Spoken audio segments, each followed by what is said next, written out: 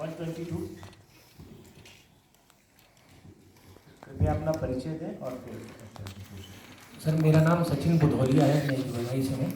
Sir मैं आपसे सवाल पूछना चाहता हूँ, ये जो मनमाड इंदौर की जो न्यू लाइन आपने जो घोषित की है, क्या ये डबल लाइन होगी या सिंगल लाइन होगी? दूसरा, इसको कब तक कंप्लीट करने का आपका टारगेट है?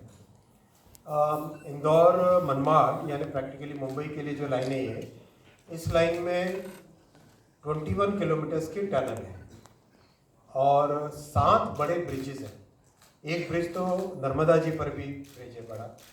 तो ये जो 7 बड़े ब्रिजेस हैं, इन सब में शुरू से ही डबल लाइन के हिसाब से डिज़ाइन कर रहे हैं। टनल का डिज़ाइन भी इस तरह से कर रहे हैं कि भविष्य में इसकी कैपेसिटी बढ़ानी पड़ेगी। हम लोगों का एस्टिमेट है कि बनने के विद इन फ्यू ईयर्स इसमें डिमांड और बढ़ेगी और इसमें और कैपेसिटी बढ़ाने की रिक्वायरमेंट आएगी। तो अभी ये सिंगल लाइन है, लेकिन इसका करीब करीब सारा डिज़ाइन इस हिसाब से किया जा रहा है कि आगे जल्दी से इसको डबल लाइन में कन्वर्ट किया जा सके। ये बड़ा प्रोजेक्ट है, इसमें करीब 7 साल 8 साल के आसपास है। बहुत ही कॉम्प्लेक्स प्रोजेक्ट है। ब्रिज अपने आप में 5 साल का होता है। मेजर जो ब्रिज होता है उसमें करीब 5 साल लगते हैं। और टनल वाला जो पोर्शन है, लकीली ये वाली टनल्स इतनी कॉम्प्लेक्स नहीं जितनी हिमालय में होती है। हिमालय में टनल्स, बिकॉज हिमालय बहुत यंग माउंटेन है, तो उसमें टनल करने में काफ़ी चैलेंजेस आते हैं। ये तो विंध्यास है, जो कि विंध्या काफ़ी स्टेबल और बहुत पुराने माउंटेन्स हैं। तो इसमें ज़्यादातर जगह स्टोन है, ग्रेनाइटिक स्टोन है, तो वहाँ पे टनल बनाना आसान होता है।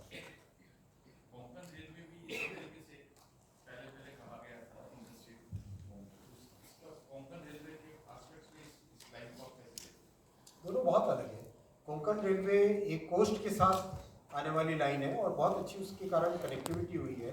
कोंकण में रहने वाले किसी भी व्यक्ति को पूछिए कितने खुश हैं उस लाइन से।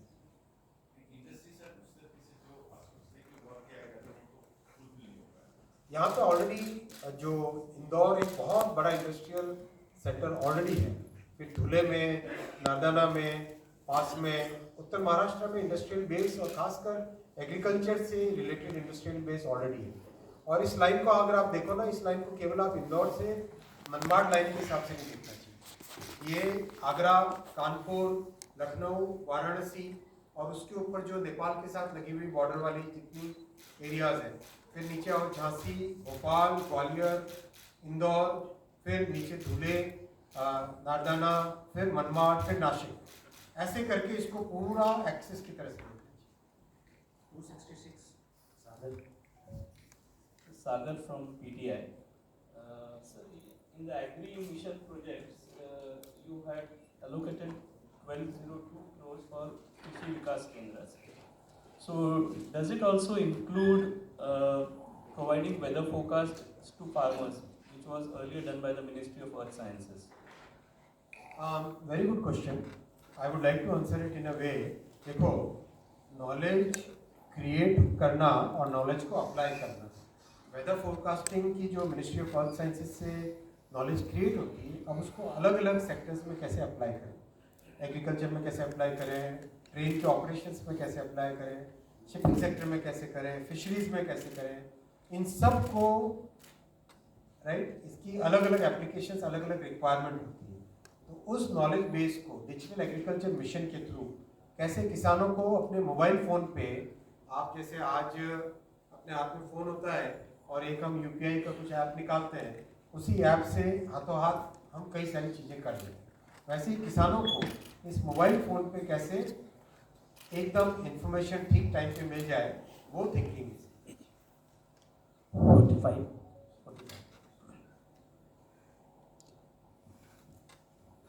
Hi sir, this is Sumit Chaturvedi from ET Now. I would like to ask you this 3,300 crore proposal of Keynes.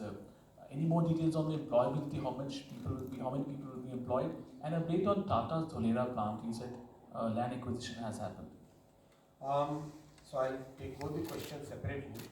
Tata's plant is basically a fab which will be which is being done in association with a joint venture with Powerchip of Tata of Taiwan. That's a massively large project and a very complex project. It will be operational at the 28 nanometer node. So the design work for the entire plant has been done. Lots of technology, lots of technological agreements, they are right now being done, being negotiated between various partners. The progress, I would say, is very good because it was approved just a few months back. I think it was approved in January of this year itself. So within such a short time frame, lots and lots of work has already happened. Land is allocated, the geotechnical investigations are done. Whatever needs to be done for manufacturing, giving the final design of the plant, all those inputs are now ready. Coming to this Kaynes plant, your question was? Okay, so again, I would like you to see the employability in terms of the entire multiplier impact of a foundational industry.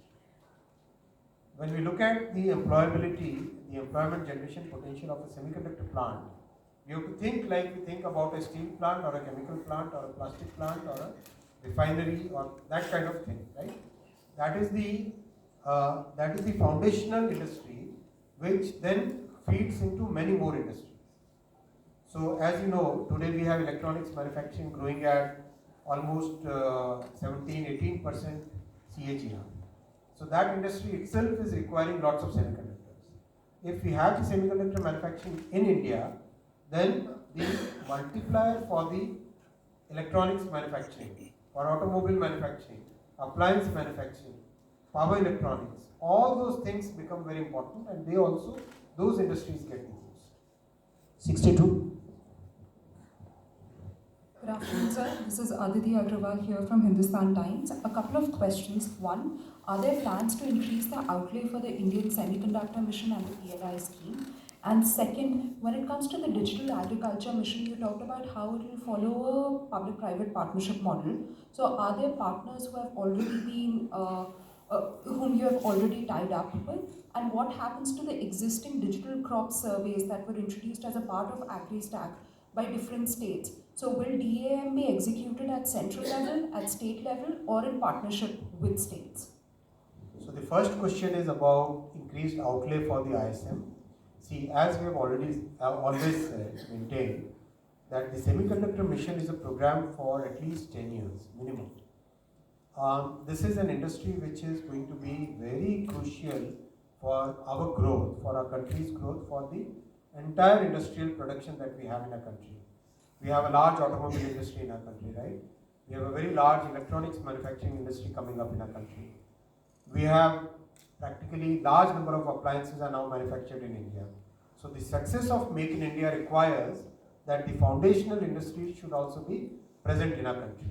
So this is a long program, so there will be increased outlay for sure, and we'll come back with the details of the program as and when they are finalized. The second point about Digital Agriculture Mission, I wish I could show you this slide which was used in the recent Economic Times GLF Global Leaders Summit. The entire structure of the UPI, right? There is one platform which has been created using public funds. Then banks are joining that platform, startups are joining the platform, merchants are joining the platform, payment companies and financial services are joining the platform, and millions of users are joining the platform. So the idea is, we use public funds to create one platform. Then farmers join the program, state governments join this platform, all the startups who would like to use technology in agriculture, they join this platform. The suppliers of fertilizers, the suppliers of insecticides, suppliers of pesticides, the suppliers of seeds, the suppliers of credit, they all join this common platform so that the farmers get a very good unified view of their requirements. That's the whole thought process when we say PPP. It's a very interesting way. This is a very different concept compared to what many of the rich countries have developed. They have a big tech, and that big tech basically controls everything. Our Prime Minister has always emphasized that we should have democratization of technology. Technology should be accessible to everybody. That's why this concept of having public funds to create the platform, then everybody else joins. 77. About states. they are also joining. Sir मैं राजस्थान पत्रिका से नवनीत मिश्रा हूँ। Digital agriculture mission की जो आपने बात की और आपने कहा कि इससे किसानों को 20 मिनट में भी लोन संभव हो सकेगा, तो ये कैसे संभव हो सकेगा? ये किस तरीके का प्लेटफॉर्म होगा? थोड़ा सा इसको डिटेल जानकारी देने की बहुत अच्छा प्रश्न है आपका। मैं आपको एग्जांपल देता हूँ डिजिटल क्रेडिट के कुछ एग्जांपल्स। देखो आज अगर हम यूपीआई की सक्सेस देखें तो यूपीआई की सक्सेस में बहुत बड़ा फैक्टर है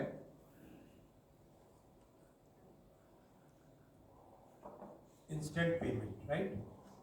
और इस लेवल पे पहुंचने के लिए बहुत मेहनत करनी पड़ी, कई तरह के सुधार करने पड़े, नियम कानूनों में सुधार करने पड़े, टेक्नोलॉजी नई तरह की डेवलप की गई और एक सब तरफ जैसे जनधन, बिना जनधन की यूपीआई हो नहीं सकता था।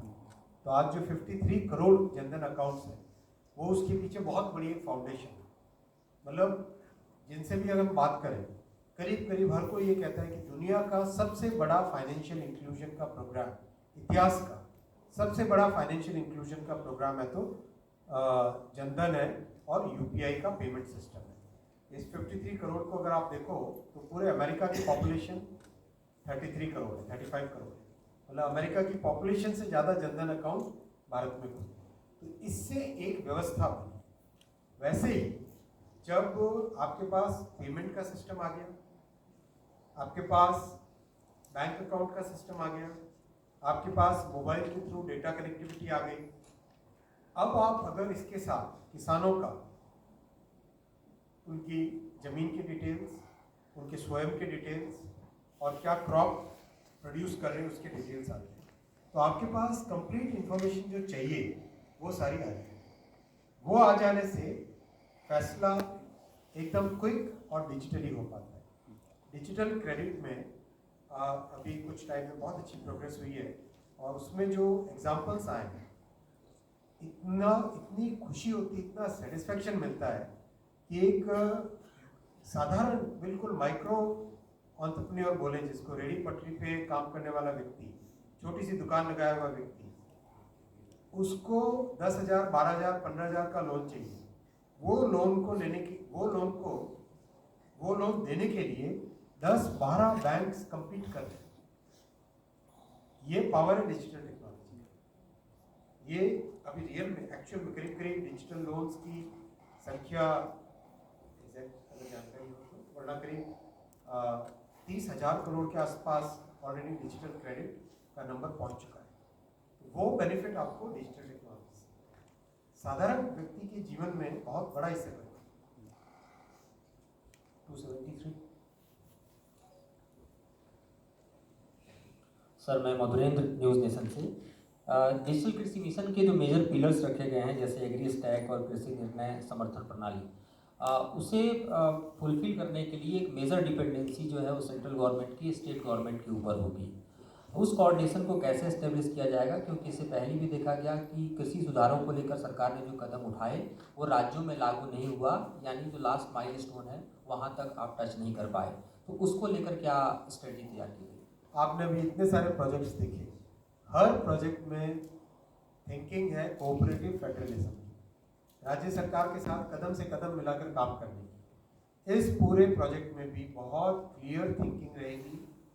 राज्य सरकार, केंद्र सरकार और बहुत सारी संस्थाएं जैसे एग्रीकल्चर की कोऑपरेटिव संस्थाएं, फार्मर्स के फर्टिलाइजर वाली जो कोऑपरेटिव संस्थाएं, कई सारी एग्रीकल्चरल यूनिवर्सिटीज़ हैं जो कि राज्य सरकारों द्वारा परिचालित है। इन सब को साथ लेके ही इस काम को करना है। और ये स्ट्रक्चर, इसका जो डिज़ाइन आर्किटेक्चर है वो बहुत इंटरेस्टिंग और बहुत अच्छा आर्किटेक्चर है, जिसमें एक कॉमन प्लेटफॉर्म है, इस पर कई लोग आके जुड़ रहे हैं। तो एक अपनी इच्छा से कोई स्टार्टअप भी जुड़ सकता है और भारत सरकार और केंद्र सरकार और राज्य सरकार के डिस्कशन से राज्य सरकार और उसकी संस्थाएं भी जुड़ी। इसी भावना के साथ इसको किया।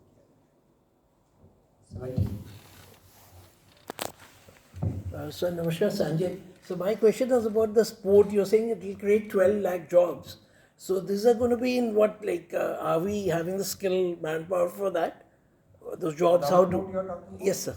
Vadhavan port is going to be one of the largest ports in the world. It's going to be a deep draft port which will have huge capacity, which our country will need as we grow. We are today growing at a good 6 to 8% clip. So for that kind of growth, we will require a significant increase in the port capacity. So this Vadhavan port will become the hub, and connected with it lots of industries, lots of commercial activity, lots of shipping related activity, lots of, when you look at a container port, there are so many things connected with it. Then fisheries will become very advanced, very highly scientific based fishery system will be there. All those things are estimated to generate 12 lakh jobs. Thank you, sir. 51.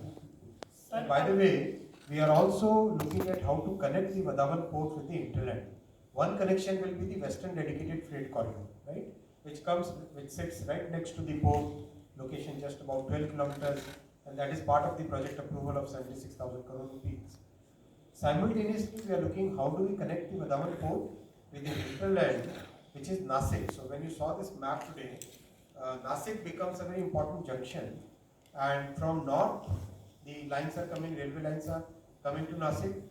So practically the entire hinterland of Madhya Pradesh, Maharashtra, all the regions of Maharashtra, then Uttar Pradesh, they all will get connected to Vadhavan. Right. Thank you. Sir मैं अमलेख दूँ आपके second slide में एक column था farmers registration and land registration, इसको थोड़ा सा elaborate कीजिए और इस रजिस्ट्रेशन के पीछे सरकार का क्या मकसद है? देखो, जैसे आप यूपीआई यूज करते हो, कौन सी ऐप यूज करते हो पेमेंट के लिए? कोई नहीं। प्रणाम है। आज तक की जिंदगी में पहली बार कोई सब्जेक्ट मिले जब भी डिजिटल पेमेंट यूज नहीं करते हैं।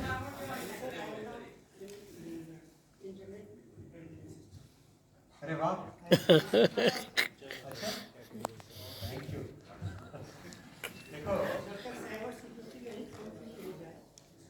मैं किसी और को पूछता हूँ, सिद्धार्थ आप कौन सी पेमेंट ऐप यूज करते हैं? ICICI, right? जब आप कोई पेमेंट ऐप यूज करते हो तो आप उसके साथ रजिस्ट्रेशन करते हो। जैसे आप व्हाट्सएप का कोई नया अकाउंट खोलते हो तो उसमें रजिस्ट्रेशन करते हो ना, तो कौन उसमें ऐप में काम कर रहा है वो डेफिनेटली उसमें आपका रजिस्ट्रेशन उसके साथ जुड़ोगे तो सही ना। तो जुड़ने का मतलब हुआ रजिस्ट्रेशन, इतना ही। चिंता करने की बात नहीं। बिहार में नीतीश सरकार अलग से जमीन का सर्वे करवाएगी। नहीं, देखो, बहुत सारे राज्यों में बहुत सारे इनिशिएटिव्स लिए जा रहे हैं, जो अदिति ने भी पूछा था, भी कुछ लोग पहले, बहुत सारे इनिशिएटिव्स लिए जा रहे हैं।